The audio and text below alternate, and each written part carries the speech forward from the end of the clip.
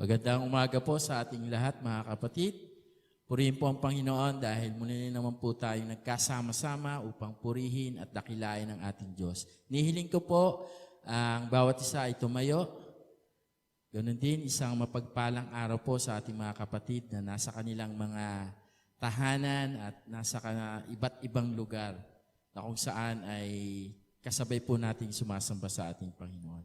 Sa ating pong pasimula, basahin ko po ang salita ng Panginoon na matatagpuan po sa Awit 89 verse 1 and 2. Ganito po ang sabi. Pag-ibig mo, Yahweh, na di nagmamaliw, ang sa tuwi-tuwi na'y aking aawitin. Ang katapatan mo ay laging sasampitin, ang iyong pag-ibig walang katapusan. Sintatag ng langit ang iyong katapatan. Tayo po yumuko, tayo manalangin. Manaming Diyos na makapangyarihan sa lahat, patuloy po namin pinupuri at dinadakila ang iyong pangalan sa oras pong ito. Dakila ka, Panginoon, patuloy namin maitaas ang iyong pangalan, purihin ka sa Espiritu at sa katotohanan. Tunay nga, Panginoon, na nararanasan namin ang iyong pag-ibig sa aming buhay, sa aming pamilya, maging sa aming bayan, Panginoon. Dalangin po namin sa oras na to, patuloy po kaming samahan, pangunahan po kami ang bawat isa amin, linisin mo po kami ang aming mga puso, ang aming pagsamba sa iyo ay maging karapat-dapat, Panginoon. Patuloy na tinataas namin ang iyong pangalan, dinadalangin namin, Panginoon, ang iyong banal na Espiritu ang siyang kumilos sa bawat isa upang kami matagpuan mong karapat-dapat, Panginoon. Purihin ka, Panginoon. Ito po ang aming dalangin sa Panginoon Jesus. Amen. Okay, tayo po ay sumamba sa ating Panginoon. Tunay na siya ay karapat-dapat na papurihan sa umagang ito. Siya ay karapat-dapat na luwalhatiin natin. At tayo ay sama-samang magpuri sa ating Panginoon. Awitin po natin yung labis na galak. Tayo po'y pumalakpak.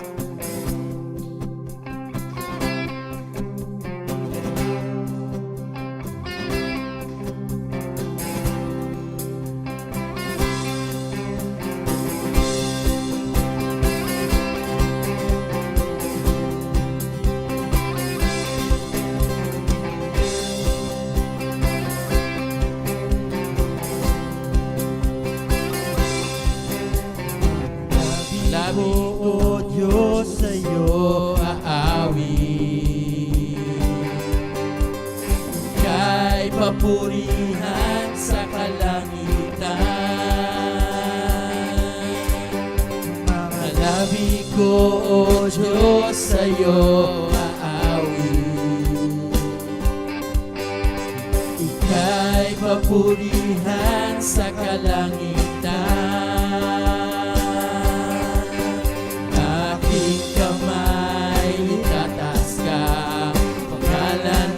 Luwalhatiin pagkat ikaw, O Diyos, ay dakila. Napakasaya!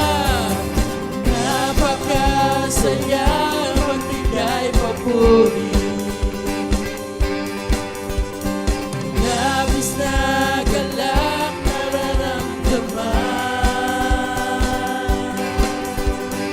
Pupurihin ka sa bawat pupurihin ka sa bawat galaw. Itataas ang ngalan mo magpakailanman.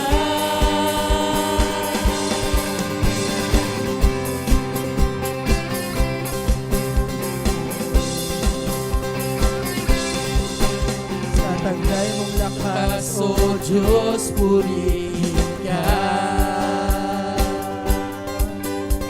Isisigaw sa buong mundo, labis mong gawa. Puso ko ay tuwang-tuwa, kasiyahay umaapaw. Katapatan mo, O Diyos, ay dakila.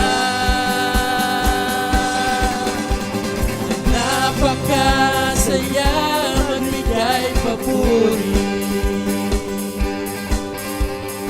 Labis na galak nararamdaman, pupurihin ka sa bawat tugtugan, pupurihin ka sa bawat galaw. Itataas ang ngalan mo magpagkailanman. Napakasaya,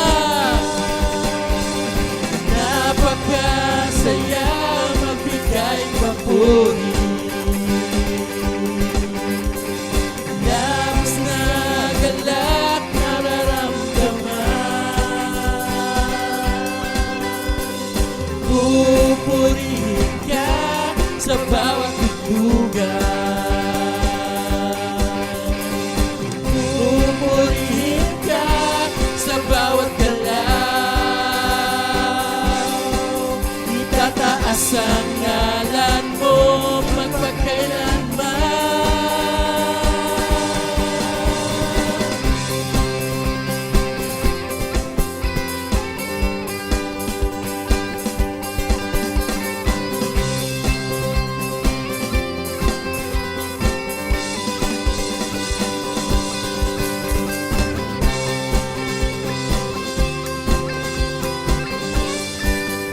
Napakasaya, napakasaya magbigay papuri. Labis na galak nararamdaman, pupurihin ka sa bawat tugtugan, pupurihin ka sa bawat galaw. Itataas ang ngalan mo magpagkailanman. Napakasaya, napakasaya magbigay papuri. Labis na galak nararamdaman, pupurihin ka sa bawat tugtugan, pupurihin ka sa bawat galaw. Itataas ang ngalan mo magpagkailanman. Itataas ang ngalan mo magpagkailanman. Itataas ang ngalan mo magpagkailanman.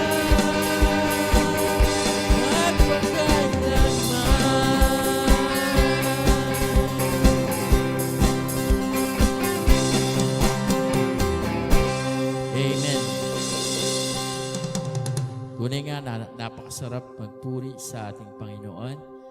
At sa oras pong ito, patuloy po tayo sa Kanyang presensya. Patuloy po nating itaas ang Kanyang pangalan dahil ang ating Panginoong Hesus ay walang katulad. Wala siyang kaparis. Ang Kanyang pag-ibig ay hindi natin kayang sukatin. Ang Kanyang pag-ibig ay patuloy na nararanasan natin na ipinapadama niya sa bawat tao. Atin siyang itaas, atin siyang parangalan sa oras po ito.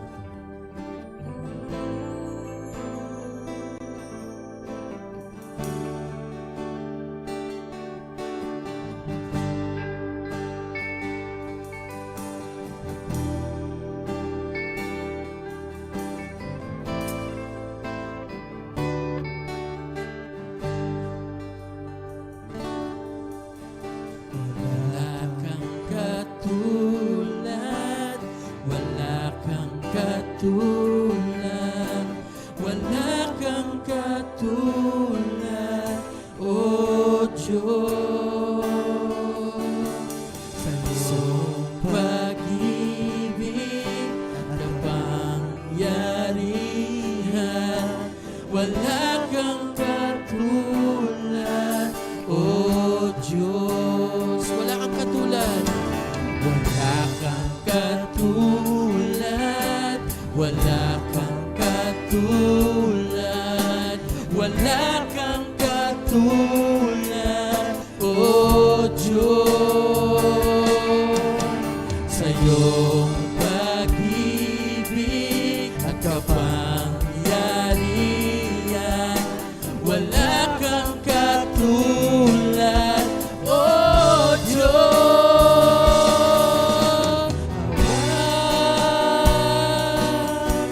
Na di nagmamaliw, kapayapaan nilang mga aliw.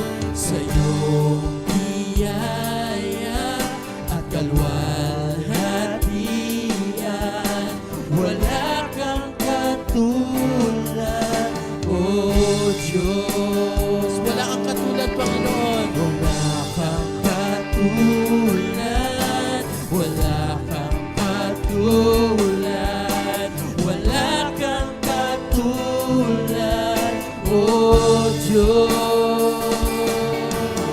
Sa iyong kalinga at katapatan, wala kang katulad, O Diyos. Awa nalalaging sariwa, lubos at ganapang iyong pangunawa. Sa iyong katwiran at kabanalan, wala kang katulad, O Diyos. Wala kang katulad.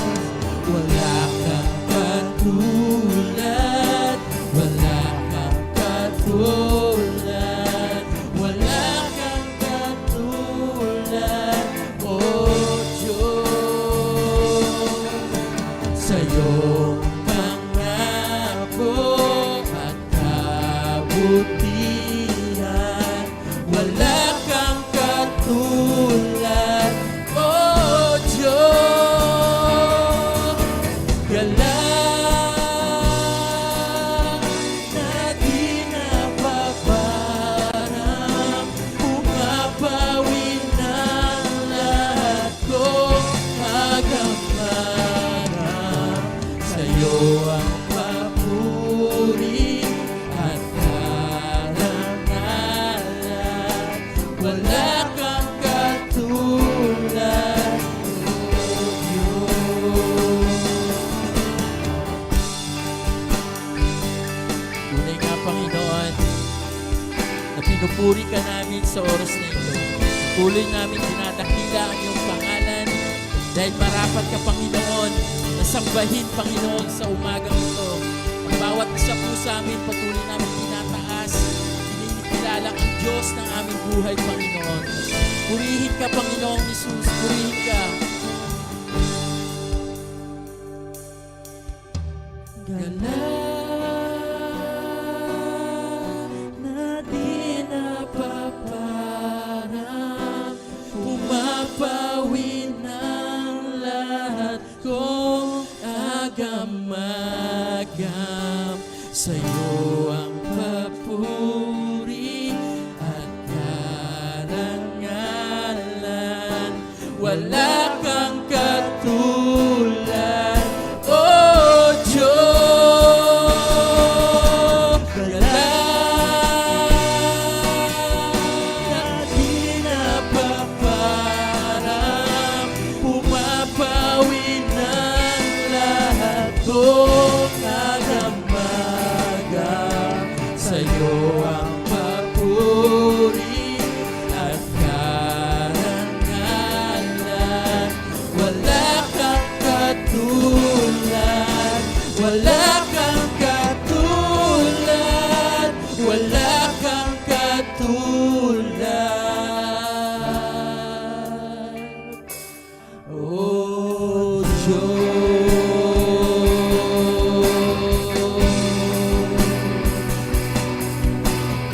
Purihin po natin ang ating Panginoon, ating siyang palakpakan, ating siyang papurihan. Amen.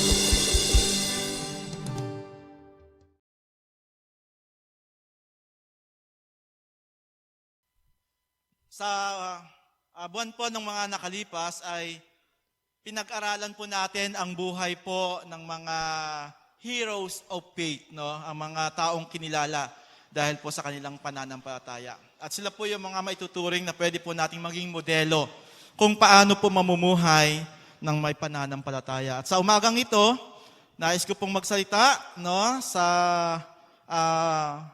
pamagat na pwede po nating basahin. 1, 2, 3, go. Moses, a life of godly choices. So, bago po tayo magpatuloy, hinihiling ko po ang bawat isa na tumayo bilang paggalang sa pagbasa ng salita ng Diyos. So, hindi ko na po inilagay dyan. Kung meron po kayong Bible, sabayan niyo po ako. Kung meron po kayong mga cellphone na meron pong apps ng Bible, pwede niyo po akong sabayan. Sabi po sa Hebrews chapter 11, verse 23 to 29. Dahil sa pananampalataya, ang mga magulang ni Moises ay hindi natakot na sumuway sa utos ng hari. Nang makita nilang maganda ang sanggol, tinago nila ito sa loob ng 3 buwan. Dahil sa pananampalataya, tumanggi si Moises nang siya'y mayroon ng sapat na gulang na tawagin siyang anak ng prinsesang anak ng hari. Inibig pa niyang makihati sa kaapihang dinaranas ng bayan ng Diyos kaysa magtamasa ng mga panandaliang aliw na dulot ng kasalanan. Verse 26, itinuring niyang higit na mahalaga ang pagtitiis sa hirap dahil sa Mesiyas kaysa ang mga kayamanan ng Ehipto, sapagkat nakatuon ang kanyang paningin sa mga gantimpala sa hinaharap.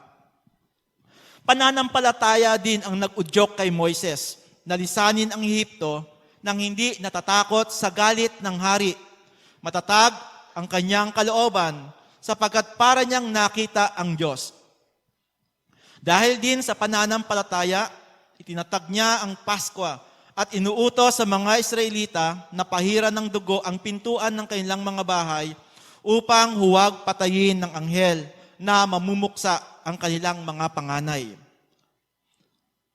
Verse 29, dahil sa pananampalataya, nakatawid ang mga Israelita sa dagat na pula na parang lumalakad sa tuyong lupa, samantalang nalunod naman ang mga Ehipsyo nang ang mga ito'y tumawid. Pinagpala po ang nakarinig at nakabasa ng kanyang banal na salita. Tayo po'y sandaling manalangin.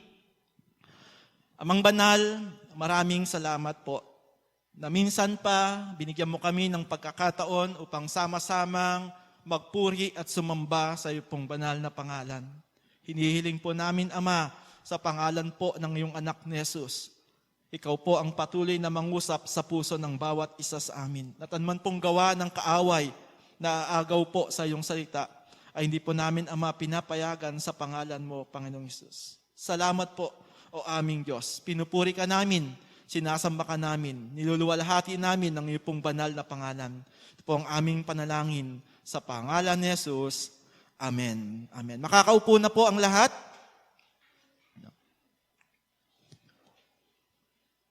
Ang makadiyos na pamumuhay o ang pamumuhay na may pananampalataya ay isang desisyon na laging pinipiling gawin ang tama sa araw-araw ng ating pong buhay. Ang antas o lalim ng maturity ng pananampalataya at kabanalan ng isang mananampalataya ay masusukat sa pamamagitan ng pagpili ng tama o mali na kanyang ginagawa. Maaari siyang maglaan ng panahon para sa pag-aaral ng kasulatan at panalangin. O maaari niyang pabayaan ang mga ito.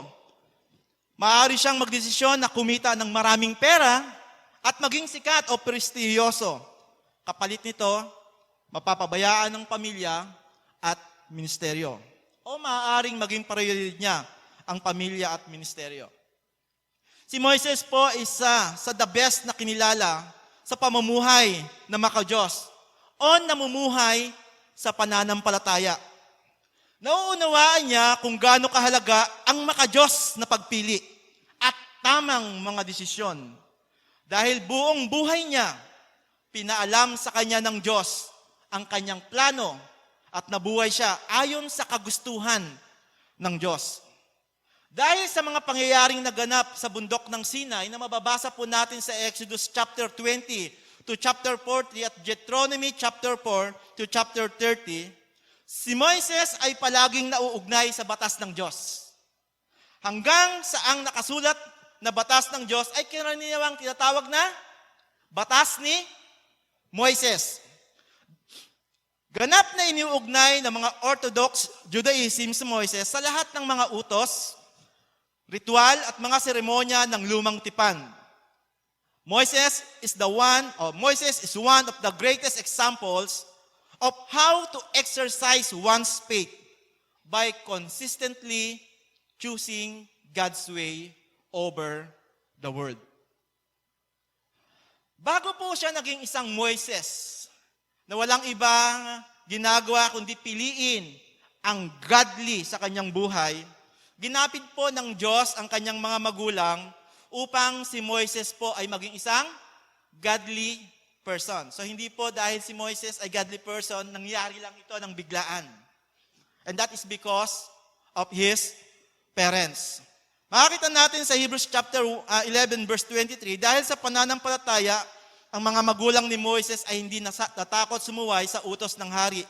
Nang makita nilang maganda ang sanggol, itinago nila ito sa loob ng 3 buwan. Makikita po natin na si Amram at si Jochebed, inignore nila ang decree ng Pero to kill all the baby boys of the Jews. At itapon ito sa ilog Nilo. Makikita po natin yan sa Exodus chapter 1, verse 8 to 22. Dahil alam nila na ang utos na ito ng Pero ay direktang paglabag sa batas ng Diyos. Pinoprotektahan nila ang kanilang anak na si Moises. Tinago nila ito ng 3 buwan. At nung hindi na nila kayang itago, inilagay nila sa isang basket. At alam mo naman po natin ang kwento. Pinaano doon sa ilog Nilo habang naliligo ang prinsesa, ang anak ng Pero. At makikita po natin ang providence ng Lord, no, na nagkaroon ng favor kay Moises. Dahil nung makita po ng prinsesa ang bata, instead na magalit dahil pinapapatayan ng kanyang ama, no, ibang pakiramdam ang nakita niya. At nang makita ito ni Miriam, nilapitan niya. Gusto niyo po ba na ihanap ko kayo ng isang mag-aalaga sa kanya? At ang sabi ng prinsesa, sige, ihanap mo ako.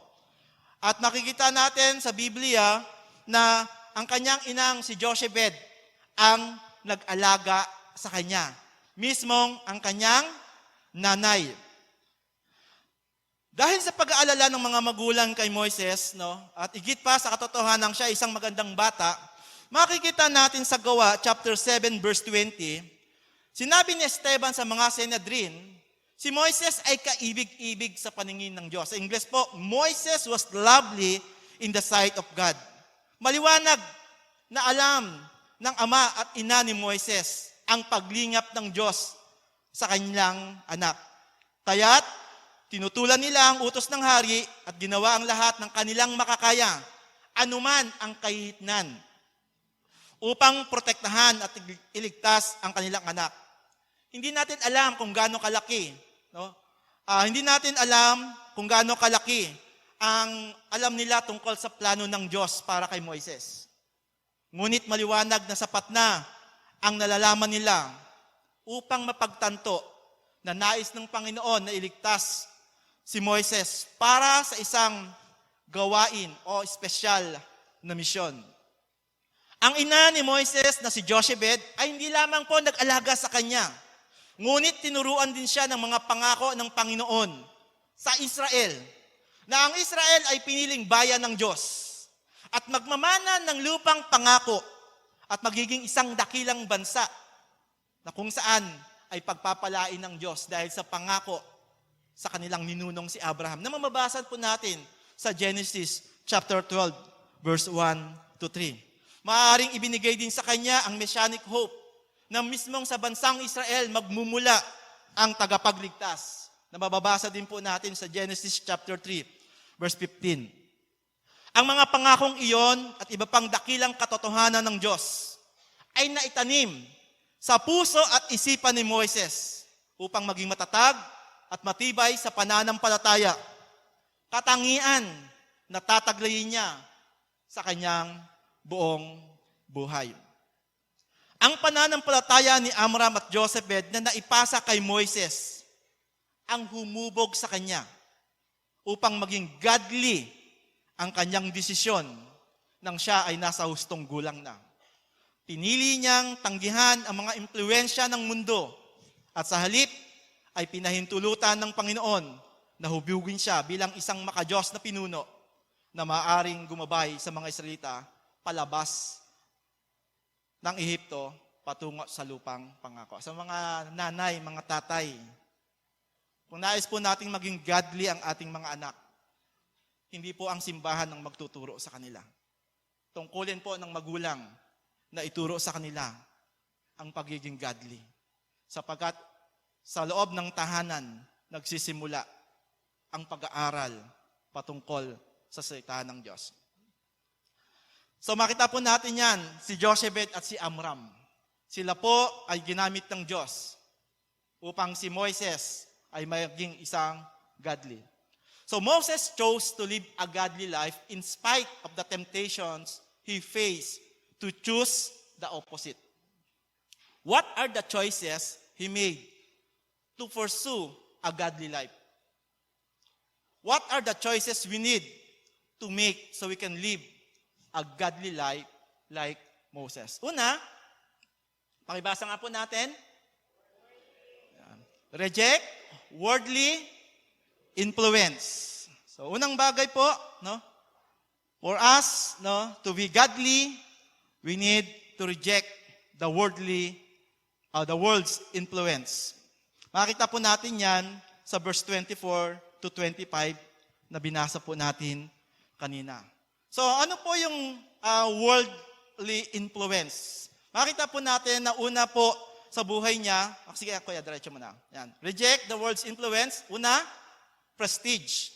Makita po natin sa verse 24, dahil sa pananampalataya, tumanggi si Moises nang siya ay mayroong sapat na gulang na tawagin siyang anak ng prinsesa, anak ng hari. Pag sinabi po nating prestige, sige, ang ibig sabihin po ng worldly prestige ay yung mataas na pagkilala sa standard ng mundo. Tulad ng social status, pangalan ng pamilya, posisyon sa trabaho, o mga mabubuting bagay na ginawa mo sa komunidad. Ibig sabihin, kasikatan, no? Katanyagan, at karangalan.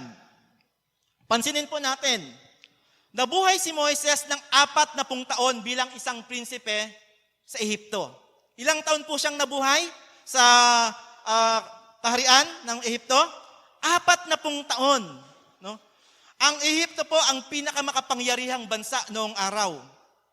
Isang bansang may malakas na ekonomiya, may mataas na kulturang lipunan. Sa gayong kapaligiran, si Moises ay nagkaroon ng lahat ng pakinabang na gugustuhin po ng sinumang kabataang lalaki. At pag binasa po natin ang Gawa chapter 7 verse 22, ito po ang sabi. Si Moises ay tinuruan sa lahat ng pagkatuto ng mga Ehipto. At siya ay isang taong may kapangyarihan sa mga salita at sa mga gawa. Sa kabila po ng maraming taon ng impluensya, mula sa paganismo sa Ehipto, gayon pa man, si Moises ay hindi kailanman nagduda, nag-alinlangan, o lumayo sa pangako ng Diyos, o sa kanyang pag-asa sa mga pangako para sa bansang Israel. Sa makatuwid, nung siya ay maging 40 taon na, siya ay nasa isang sangang daan. Kinakailangan niyang pumili sa pagitan ng mga pribilehiyo ng Ehipto o sumunod sa plano at kalooban ng Diyos. At dahil mula pagkabata, nahubog na siya ng kanyang mga magulang to choose what is godly. Makikita natin sa verse 24, Moses refused to be called son of Pharaoh's daughter. Si Moises po ay gumawa ng isang mahirap na desisyon o pagpili. Isa top choice para sa kanya. At kinakailangan ng pananampalataya para isuko ni Moises ang kanyang lugar o kalalagayan sa palasyo. Ngunit magagawa niya ito dahil nakita niya na ang pansamantala lamang ang malaking kayamanan at prestiyoso na ibinibigay ng Ehipto. Alam ni Moises na hindi matutupad ang plano ng Diyos sa kanyang buhay kung mananatili siyang prinsipe at prestiyosong tao na namumuhay sa kasalanan. At dahil sa kanyang pananampalataya, alam ni Moises na ang kaginhawaan sa lupa ay hindi ang pinakalayunin ng kanyang buhay. Kaya naman po, nung siya ay 40 taon na, mababasa natin sa Gawa chapter 7 verse 20 to 25, Gawa chapter 7 verse 23 to 25, nang si Moises ay 40 taon na, naisipan niyang dalawin ang kanyang mga kababayang Israelita upang tingnan ang kanilang kalagayan. Nakita niyang inaapi ng isang Ehipsyo ang isa sa kanila. Kaya't pinagtanggol niya ito at napatay niya ang Ehipsyong iyon. Akala ni Moises ay mauunawaan ng kanyang kababayan na sila'y ililigtas ng Diyos sa pamamagitan niya. Ngunit hindi nila ito naunawaan. Yung ginawa po ni Moises na pagtatanggol sa isang Israelita at pagpatay, ay direktang pagsuway po yan sa batas ng Pero, na kung saan ipinapakita ni Moises na siya ay panig sa mga kababayan niyang Israelita. At ang ginawa niyang ito ay pagpapahayag na hindi niya kailanman gugustuhing manatiling prinsipe sapagkat merong dakilang plano ang Diyos sa buhay niya. Pero ang nakakalungkot, hindi ito naunawaan ng mga Israelita. At nalagay siya sa isang matinding sitwasyon na hindi niya akalain na mangyayari sa kanya. Tumakas siya mula sa pagiging prinsipe, tumakas siya at namuhay ng isang wanderer. Pero sa bagay na yon, for almost 40 years, dahil sa kanyang pagtalikod sa prestiyosong buhay na meron siya, although he suffered greatly, but God used him effectively para ilabas ang Israel sa bansang Ehipto. Makikita po natin, mga kapatid, na to be godly, we need to reject the world's influence. First, yung prestige o worldly prestige na kung saan ay tinalikuran ni Moises. Hindi ko alam kung ano yung prestiyoso na ini-offer sa atin ng mundo. But, hindi ito ang kalooban ng Diyos sa atin sapagkat sa pamanahon ni Moises, mahirap mamuhay na sabay na ginagawa ang kalooban ng Diyos at prestiyosong buhay.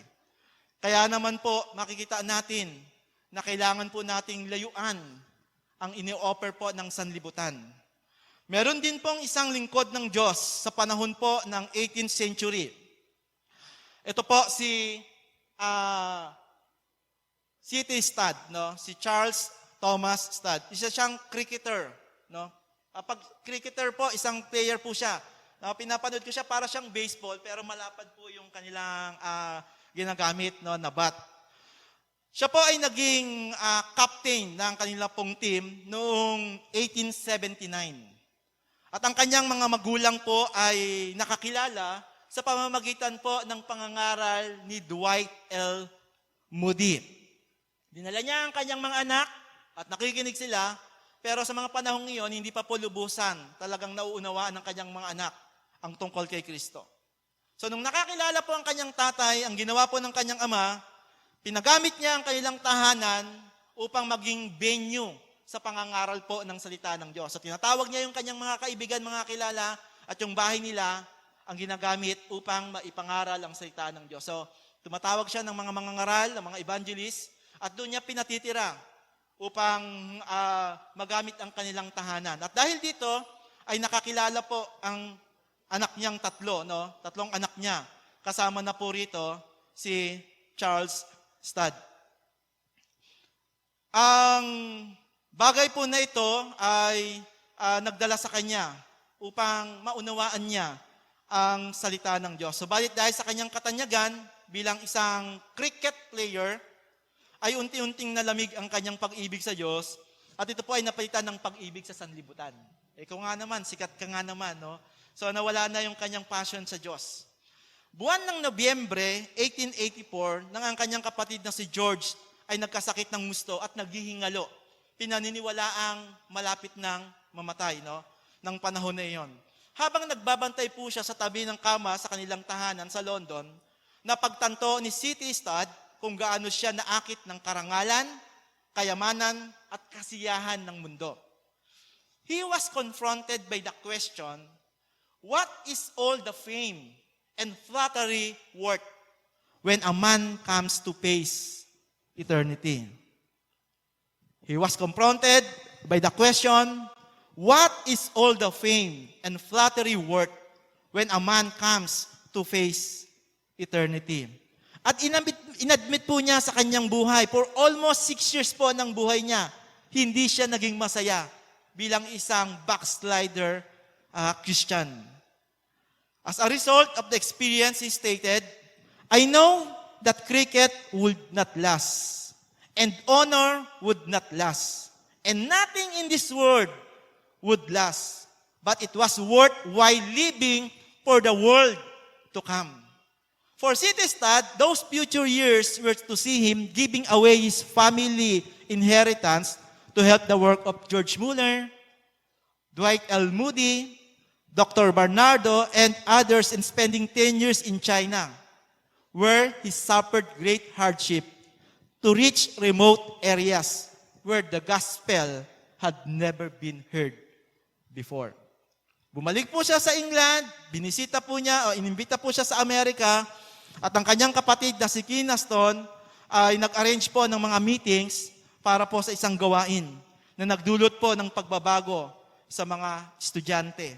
Sa mga estudyante po sa kolehiyo. During this tour, he experienced powerful blessing upon his ministry and the spiritual life in many colleges, churches, and other bodies was radically transformed. Alam niya na kailangan niyang talikuran ang prestiyosong buhay upang patuloy na magamit ng Diyos. Ito po yung motto niya, no? Si Charles C.T. Studd po ay naging missionary who faithfully served sa China, India, and Africa. At ito po yung motto niya. If Jesus Christ is God and died for me, then no sacrifice can be too great for me to make for Him. Kahit po yung karangyaan at kadakilaan ng sanlibutan na ino-offer po ni Satanas, ay kaya niya pong talikuran. Because Christ died for him, for you, and for me. At walang sacrifice na pwede po nating ipalit sa ginawa ni Kristo. Kaya po naging godly ang pagpili ni Moises because he reject the world's influence. First, the prestige that offered ng mundong ito. Pangalawa, reject the world's influence. First, the prestige. Pangalawa, pleasures and wealth. Makita po natin yan sa Hebrews chapter 11, verse 26. Itinuring niyang higit na mahalaga ang pagtitiis sa hirap dahil sa Mesiyas kaysa ang mga kayamanan ng Ehipto, sapagkat nakatuon ang kanyang paningin sa mga gantimpala sa hinaharap. Living in the royal palace, Moses had all earthly advantages he could have wanted. The best food, living quarters, recreational facilities, scholarly resources, and everything else in his era could provide. Tingnan po natin kung gaano kayaman talaga ang Egypt sa panahon na yon. Ito po ay na-discover ng isa pong archaeologist na si Carter, no?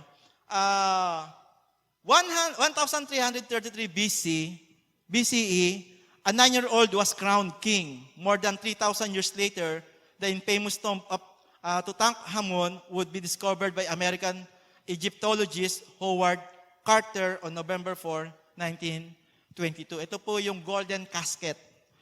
Later that month, Carter made an incredible discovery.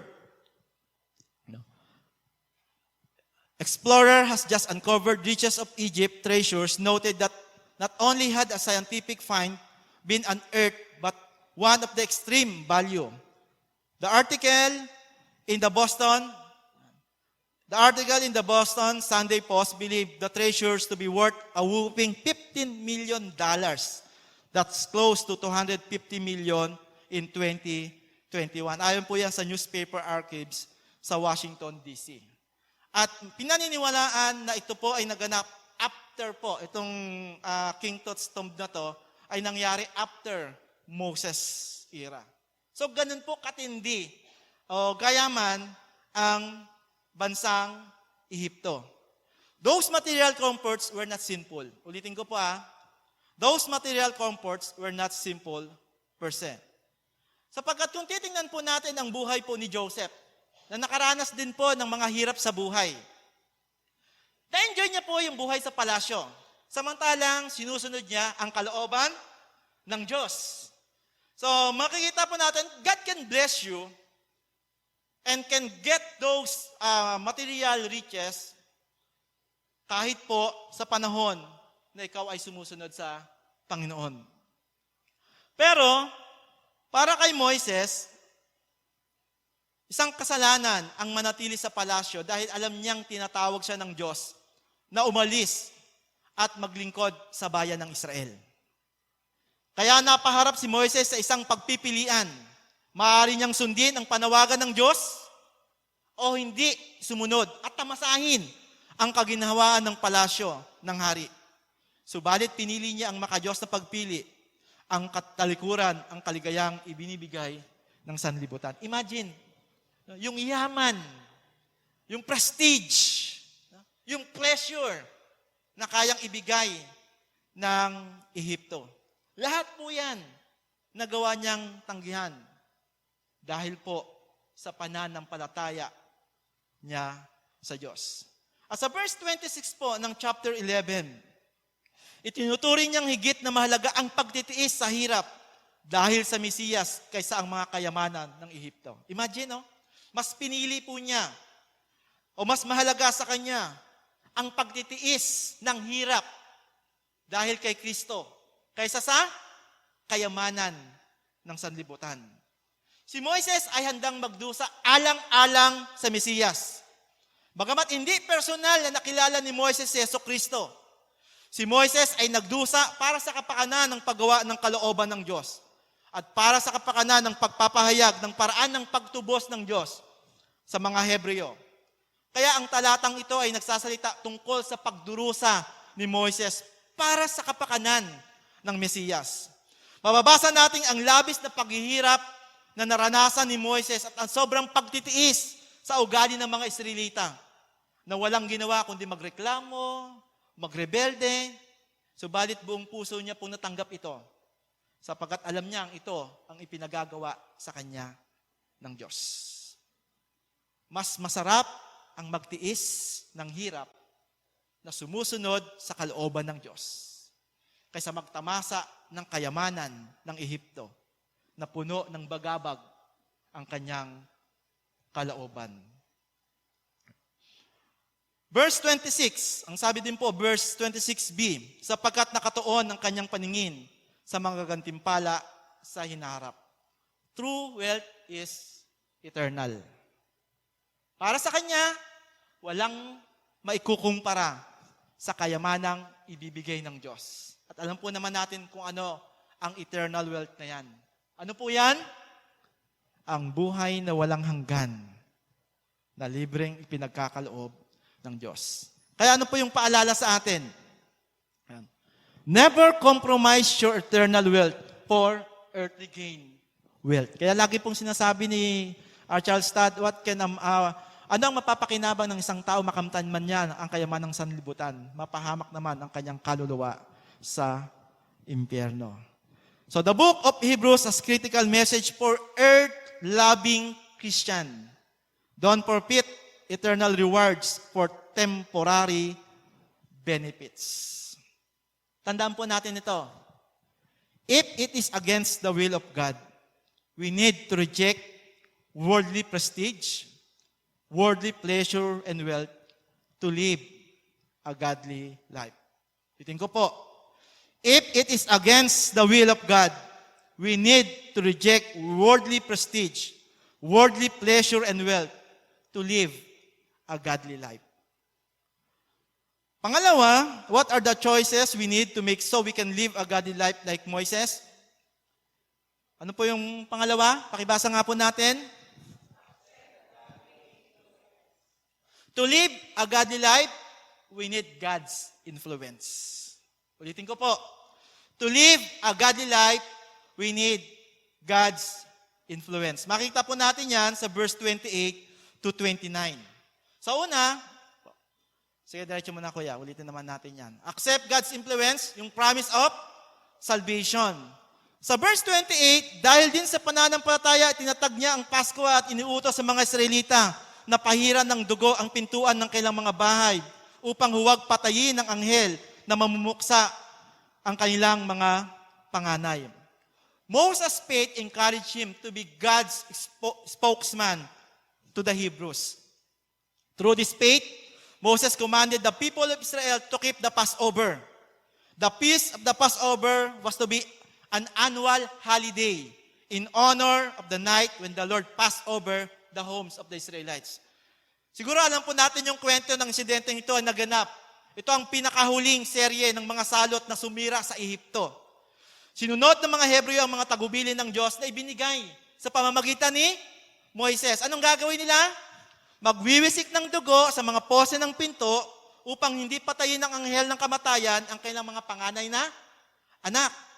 Ang dugo ay mula sa isang tupang pinatay bilang bahagi ng hapunan ng Pasko. Nang gabing iyon, ay pinatay ang panganay na anak ng bawat pamilya na walang dugo sa mga poste ng pinto. Kinakailangang patihin ang kordero para makuha ang dugo na magpoprotekta sa kanila. Inilarawan nito ang dugo ni Kristo, ang kordero ng Diyos na nagbibigay o na nagbigay ng kanyang dugo para sa mga kasalanan ng lahat ng tao. At napakalaki po ng impluwensya ng bagay na ito. Sa pagkataon-taon po nilang inaalala to. Bakit po? Dito pinakita ng Diyos ang kanyang pagmamahal. Piniling bayan ng Diyos ang mga Israelita.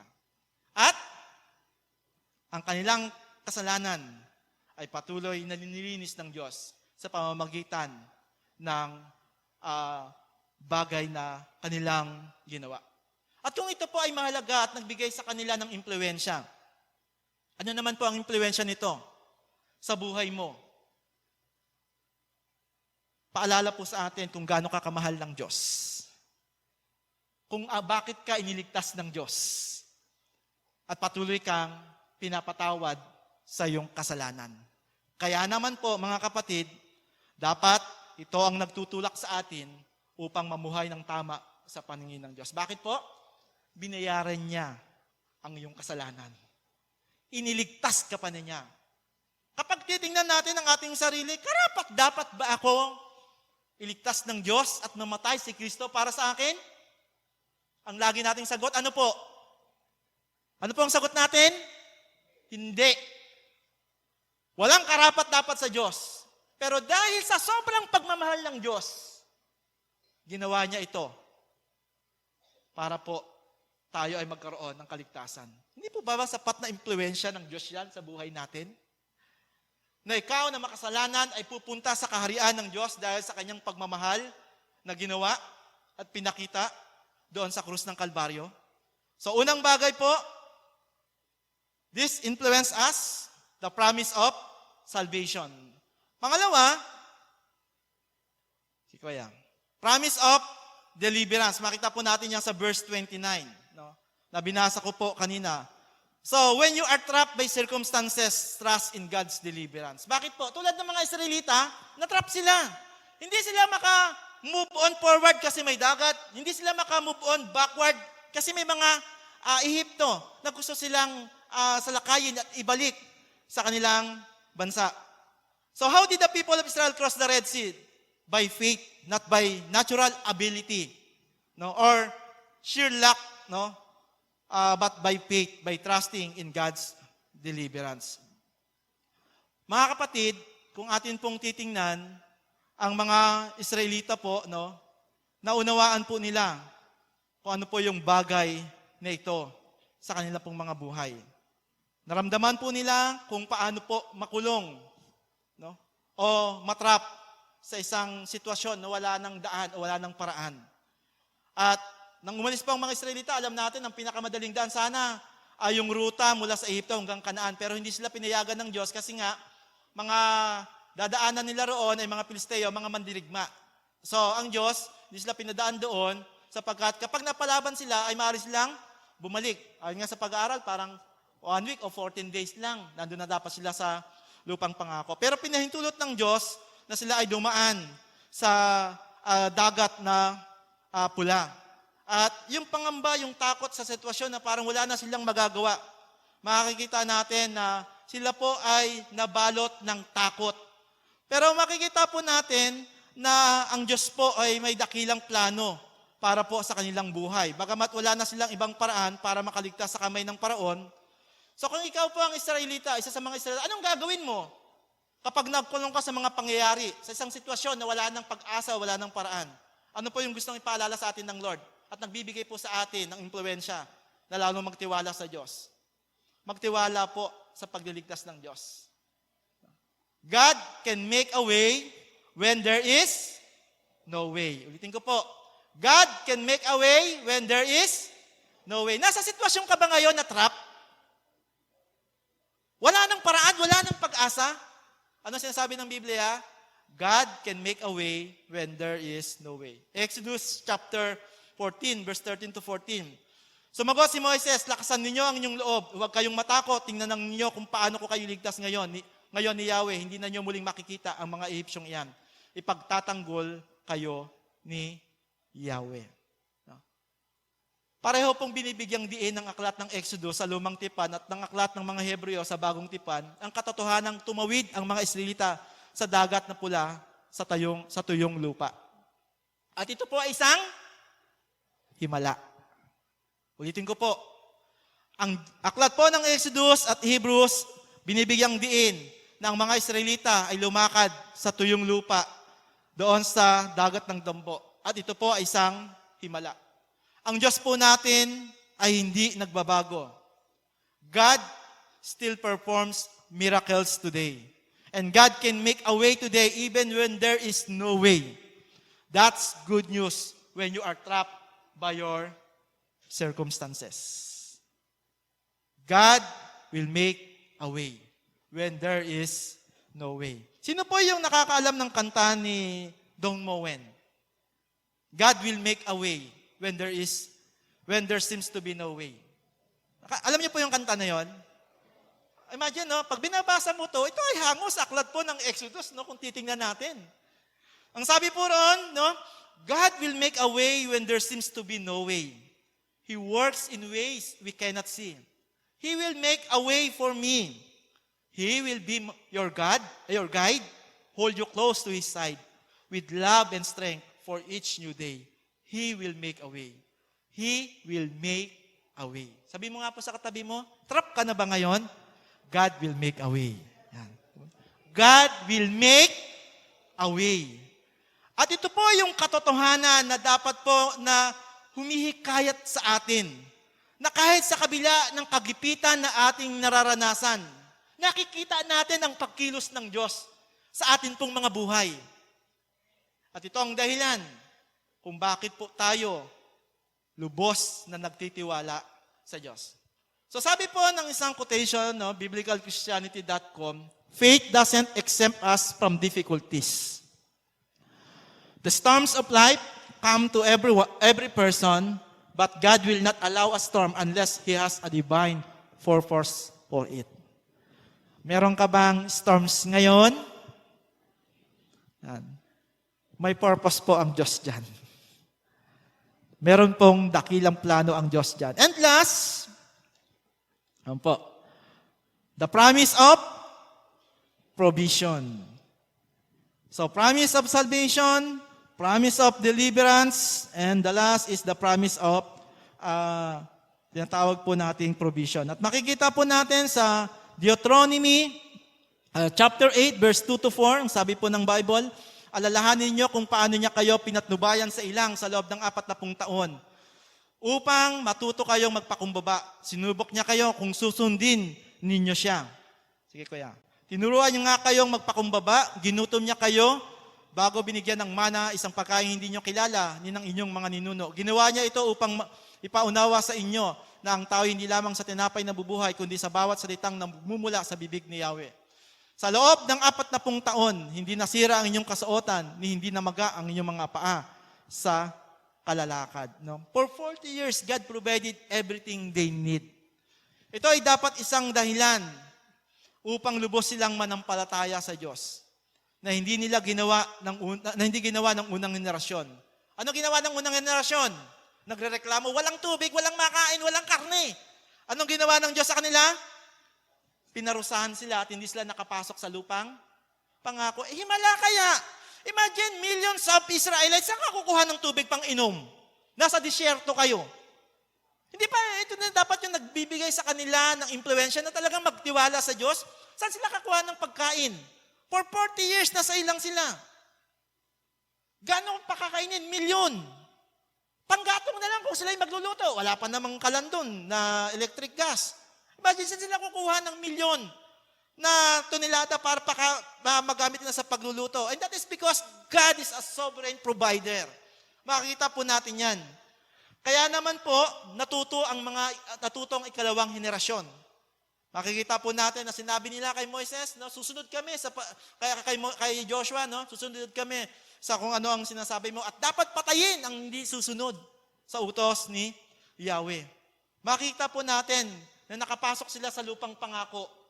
Tinamasa po nila ang isang masaganang buhay doon sa lupang pangako. Mga kapatid, ito lang po ang isang gusto kong bigyang diin. Ang pangako ng probisyon ng Diyos ay nararanasan pa rin natin at ito ay dapat nag-uudyok sa atin upang mamuhay ng kalugod-lugod sa Diyos. May mga sitwasyon, nagipit tayo, pero nakita natin kung paano nagkaloob ang Diyos sa ating pong mga buhay. Bakit po? Because God is a sovereign provider. Lalo na po sa panahon na hindi po natin inaasahan. To end this message, nais ko pong basahin po ito sa inyo at ipaalala. Pwede po ba nating basahin? Sabay-sabay? 1, 2, 3, go!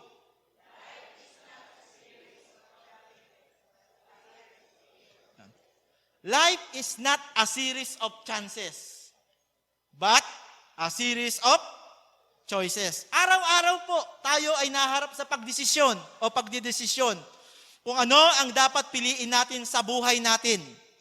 Pinili ni Moises na sundin ang impluensya ng Diyos sa kanyang buhay. Kaya nakapamuhay siya ng kalugod-lugod sa Diyos. Ang tanong po, ikaw, aling impluensya ang iyong sinusunod? Impluensya ng mundo o ang impluensya ng Diyos? Tandaan po natin na ang bawat desisyon o pagpiling ginagawa mo sa araw-araw ay magbubunga ng magiging buhay mo sa susunod na araw o sa panahon na darating. Kaya mga kapatid, choose wisely to be godly. Tulad po ni Moises, ang buhay po niya ay buhay na godly ang mga pagpiling ginagawa niya. Pagpalain po tayo ng Panginoon. Tayo po isang sandaling manalangin. Amang banal na makapangyarihan sa lahat, salamat po sa paalala mo po sa amin sa pamamagitan ng buhay ni Moises. Isang modelo na pwede po naming tularan kung paano mamuhay ng may pananampalataya at nagbibigay kaluguran sa iyong pong pangalan. At ito ay makikita sa pamamagitan ng araw-araw na desisyon naming ginagawa sa amin pong mga buhay. Help us to be godly in our decision. Help us, O God, na ma-reject namin ang impluensya ng mundong ito. At sa buhay namin, ay tanggapin po namin ang impluensya mo na ayon po sa iyong salita. Walang ibang pinanghahawakan ng mga Israelita at si Moises, kundi ang iyong salita. Kaya naman, naranasan nila ang pagliligtas, pagsama mo at pagkalinga mo sa kanilang mga buhay. Help us, O God, to be godly in our decision. This is our prayer with thanksgiving in our heart. In Jesus' mighty name we pray. Ang lahat ng anak ng Diyos magsabi ng Amen, Amen. Pagpalain po tayo ng Panginoon.